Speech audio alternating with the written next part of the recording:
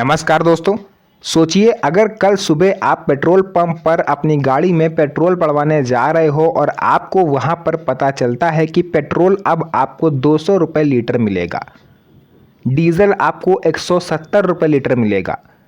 शाम को आप घर आते हो, आप गैस की बुकिंग करते हो, आपको पता चला गैस ख़त्म हो गई है तो आपने गैस की बुकिंग करी और गैस कंपनी आपसे कह रही है कि सिलेंडर आपको 3 महीने बाद मिलेगा। तो सोचिए क्या होगा इस केस में आपकी रोज़मर्रा की ज़िंदगी का। जी हाँ साथियों, ये परिस्थिति अभी अपने देश में नहीं लेकिन अन्य देशों में, हमारे जो पड़ोसी देश हैं वहाँ पर ये स्थिति शुरू हो गई है और इसे ही एनर्जी क्राइसिस लॉकडाउन कहा जा रहा है, जो कि अपने देश में भी आने वाला है। अपना देश यानी भारत भी इससे अछूता नहीं रहेगा। तो आइए जानते हैं क्या है ये एनर्जी क्राइसिस, जिसके बारे में हम भारत के नागरिकों को जानना बेहद ज़रूरी है। और क्या भारत देश में सरकार एक बार फिर से लॉकडाउन लगाएगी, लेकिन इस बार जो लॉकडाउन लगेगा वो अलग होगा। पहले वाला लॉकडाउन महामारी को लेकर के था, कोविड-19 को लेकर के था, कोरोना वायरस को लेकर के था।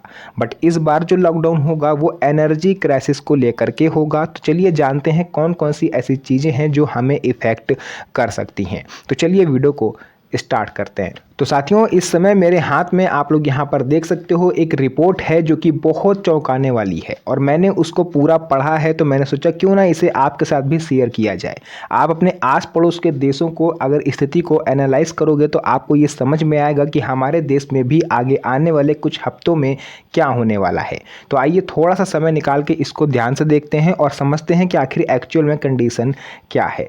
तो देखिए, ये लॉकडाउन अगर लगेगा तो पहले वाले लॉकडाउन से ये अलग होगा। पहले लॉकडाउन बीमारी यानी पैंडेमिक की वजह से लगा था, कोरोना महामारी की वजह से, लेकिन इस बार कारण है पेट्रोल डीजल की कमी, एलपीजी की कमी, बिजली संकट। क्योंकि अभी तक सरकार आप लोग को ये बता रही है कि एलपीजी गैस सिलेंडर और पेट्रोल, इन्हीं को दो को लेकर के किल्लत चल रही है। बट अगर आप लोग सच्चाई जानोगे तो वाकई आपके पैरों तले ज़मीन खिसक जाएगी। सच्चाई ये है कि देश में कोयले का संकट भी खड़ा हो रहा है। भाई, जब स्ट्रेट ऑफ हॉर्मुज बंद है, वहाँ से कोई विमान निकल नहीं रहा, जो भी युद्ध स्थल बना हुआ है एक तरह से, वो कोई भी मालवाहक जहाज है वहाँ से नहीं निकल पा रहा है। तो ऐसे में कोयला भी हमारे देश में लगभग बाहर से ही आयात होता है। तो जब कोयला नहीं होगा तो बिजली कहाँ से होगी, और बिजली नहीं होगी तो गर्मी के मौसम में जो एसी लोग चलाते हैं, कूलर चलाते हैं, इवन फैन तक आप चलाते हो तो वो भी नहीं चला सकते। तो ये एक बहुत बड़ा आप लोग कह सकते हो एनर्जी क्राइसिस बन रहा है। मतलब इस बार दुश्मन कोई वायरस नहीं है बल्कि ऊर्जा की कमी है। और ऊर्जा ये 3 तरह की है और तीनों ही तरह की ऊर्जा हमें इफ़ेक्ट करेगी। एक तो गैस नहीं, ऊपर से पेट्रोल नहीं, और तीसरा अब बिजली भी नहीं। इसके अलावा आप जानिए किन देशों में क्या हाल चल रहे हैं। बहुत ही कम देर में, मात्र 4 से 5 मिनट में मैं आपको आपके पड़ोसी देशों की यात्रा कराऊंगा और उसमें आपको ये भी बताऊंगा कि आखिर कौन कौन सी ऐसी स्थितियां हैं जिनसे वो लोग जूझ रहे हैं। नंबर 1 पर हम लोग बात करेंगे अपने सबसे पड़ोसी देश श्रीलंका की। श्रीलंका में साथियों पेट्रोल पंप पर टाइम लिमिट सेट कर दी गई है, यानी आप मॉर्निंग में 8 से 11 के बीच में ही पेट्रोल ले सकते हो और शाम को 4 से 8 के बीच में। दिन भर पेट्रोल नहीं मिलेगा। तो इस समय जब लिमिट सेट है तो सीधी सी बात है कि पंप पर लाइन भी काफ़ी ज़्यादा लंबी लंबी वहाँ पर देखने को मिल रही है।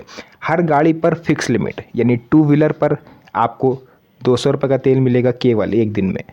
4 व्हीलर अगर आपका है तो उसमें केवल 500 रुपये का तेल मिलेगा। इस तरह से वहाँ पर गाड़ियों के हिसाब से लिमिट सेट कर दी गई है। कॉमर्शियल व्हीकल है तो उसको 3000 रुपये तक का, मतलब हर वाहन पर लिमिट सेट। उसके अलावा लंबी लंबी लाइनें तो लगी रही हैं, साथ ही साथ लोग घंटों इंतज़ार कर रहे हैं। भरी धूप में वहाँ पर लोग लाइनों में खड़े देखे जा रहे हैं। इसके बाद हम आते हैं बांग्लादेश पर। यहाँ पर रोज़ 5 घंटे की बिजली कटौती करी जा रही है। शाम के टाइम हो, सुबह हो, दोपहर में हो, कभी भी हो, बट 5 घंटे लाइट जो है काट के दी जा रही है ताकि हम आगे आने वाले दिनों में इसको सेव कर सकें। स्कूल फ़िलहाल वहाँ पर बंद कर दिए गए हैं। ऑनलाइन क्लास बच्चों की कंडक्ट कराई जा रही है क्योंकि बच्चे स्कूल आएंगे तो स्कूल जो बस है उसमें पेट्रोल भी लगेगा। इवन अगर पेरेंट्स उनको छोड़ने आएंगे तो उनका भी तेल खर्च होगा, और तेल ही तो नहीं है देश में। बच्चे स्कूल में आएंगे तो उनको फ़ैन भी चाहिए, उनको बल्ब भी चाहिए।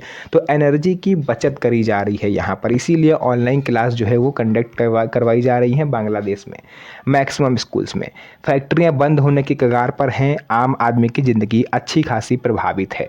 बात करें पाकिस्तान की, तो हमारा पड़ोसी मुल्क जो है हफ्ते में सिर्फ 4 दिन यहाँ पर काम करा जा रहा है। जो भी सरकारी विभाग हैं, प्राइवेट सेक्टर्स जो हैं, वहाँ पर केवल 4 दिन काम करवाया जा रहा है। 3 दिन की छुट्टी वहाँ पर कर दी गई है।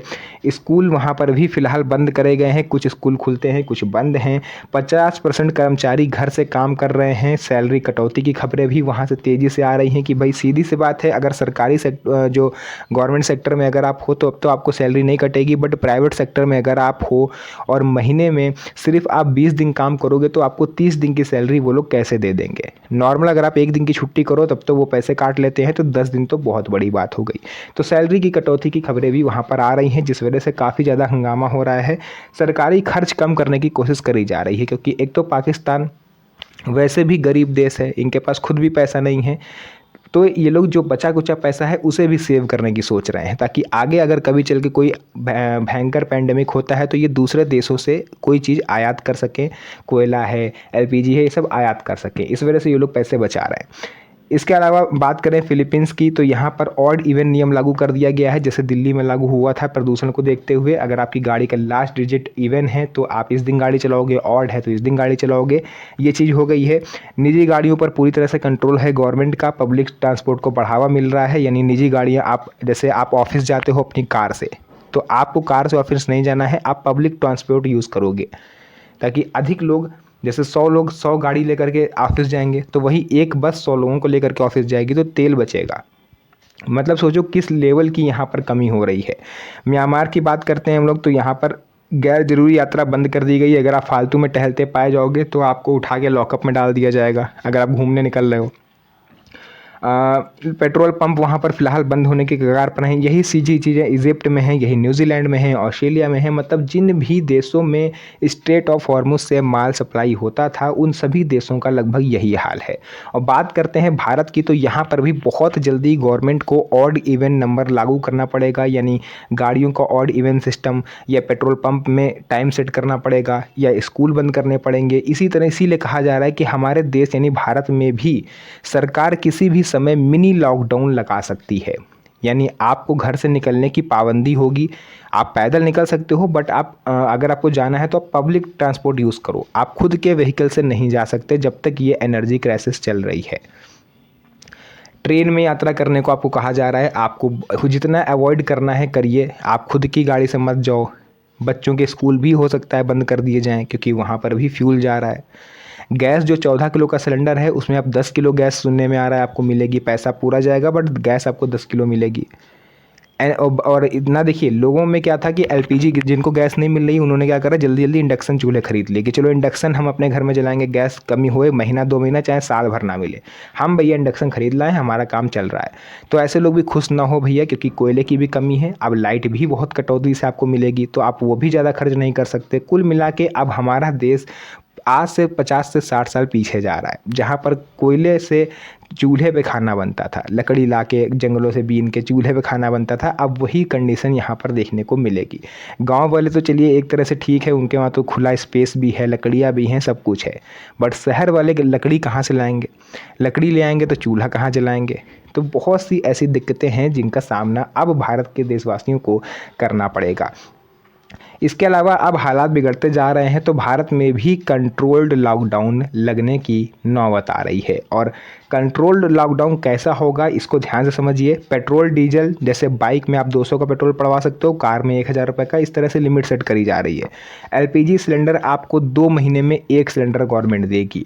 वर्क फ्रॉम होम बढ़ेगा, स्कूल कॉलेज ऑनलाइन हो जाएंगे, मॉल सिनेमा बार ये सब बंद हो सकते हैं, पब्लिक ट्रांसपोर्ट को बढ़ावा मिलेगा, ऑड इवन नियम लागू होगा। मतलब ज़िंदगी चलेगी लेकिन सीमित तरीके से।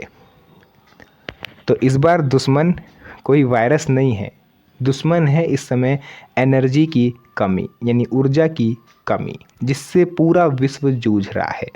और किस वजह से जूझ रहा है? क्योंकि अमेरिका, इजराइल, ईरान, ये तीनों आपस में लड़े भिड़े जा रहे हैं। तो ये सबसे बड़ा रीज़न है जिससे अन्य देशों पर भी प्रभाव पड़ रहा है।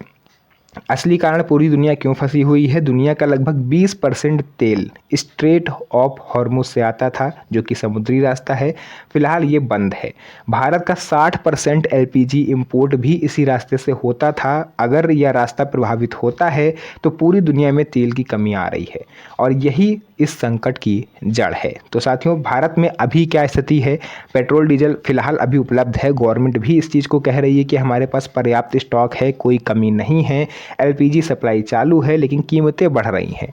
अच्छा, अगर गवर्नमेंट के हम लोग बयान पर, गवर्नमेंट के स्टेटमेंट पर एक नज़र डालें तो उसमें कहा जा रहा है कि हमारे पास पर्याप्त स्टॉक है कोयले का, पर्याप्त स्टॉक है एलपीजी का, पेट्रोल का। तो अगर आप सिलेंडर लेने जाओगे तो वहाँ पर आपको असलियत पता चलती है कि कितना स्टॉक है गवर्नमेंट के पास। अगर स्टॉक होता तो आपको लाइनें ना लगनी पड़ती, आपको आसानी से सिलेंडर मिलता। बाकी आप लोग खुद ही समझदार हो, ज़्यादा हर चीज़ बोली नहीं जाती। सबसे बड़ी गलती जो लोग कर रहे हैं, लोग डर के कारण ज़रूरत से ज़्यादा चीज़ें खरीद रहे हैं। पेट्रोल आपको 1 लीटर मिल गया, अरे अपना काम चलाओ, लेकिन नहीं, लोग 10-10 लीटर पेट्रोल खरीद के घर पे रख रहे हैं कि पता नहीं कितने महीनों उनको तेल नहीं मिलेगा। भैया अपनी ज़रूरत देखो, दूसरे को आप मुसीबत में डाल रहे हो।